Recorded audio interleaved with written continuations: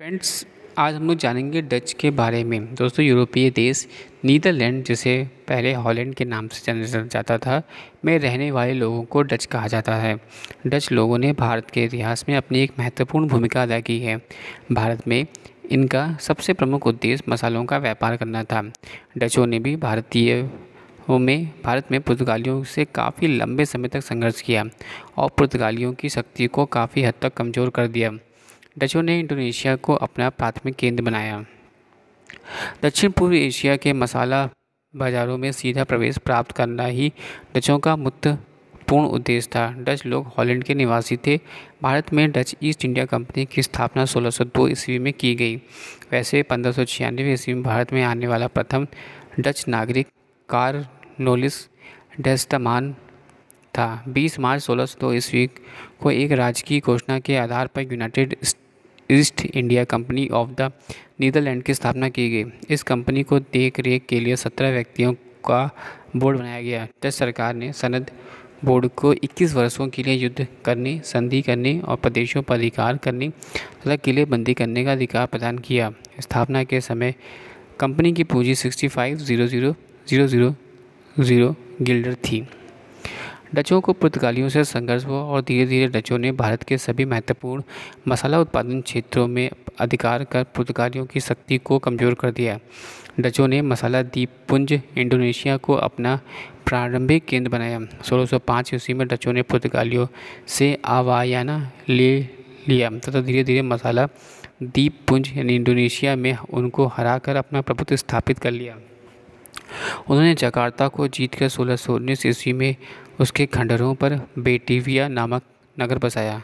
1639 ईस्वी में उन्होंने गोवा पर घेरा डाला और 1641 ईस्वी में मलक्का पर अधिकार कर लिया, जबकि 1658 ईस्वी में सीलेन में अंतिम पुर्तगाली बस्ती पर अधिकार कर लिया।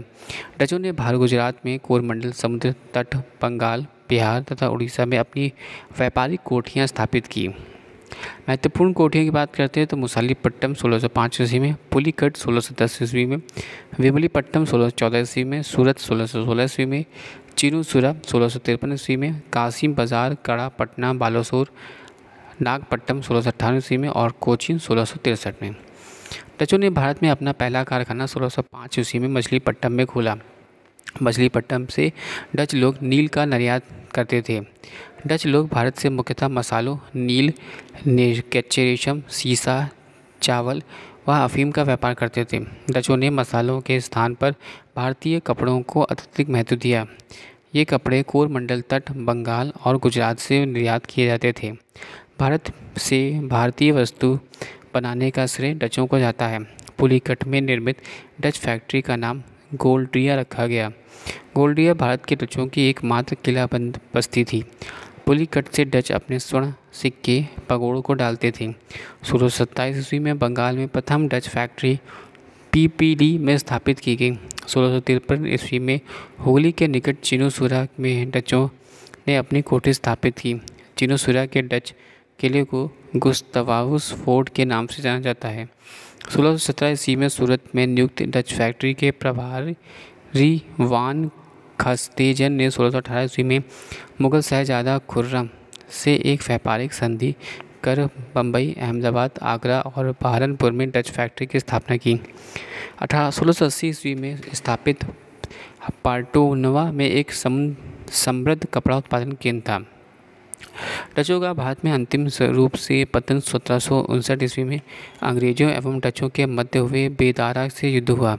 इस युद्ध में अंग्रेजी सेना का नेतृत्व रॉबर्ट क्लाइव ने किया।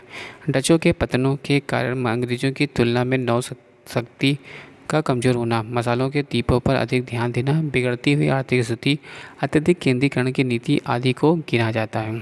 Thanks for watching sharing.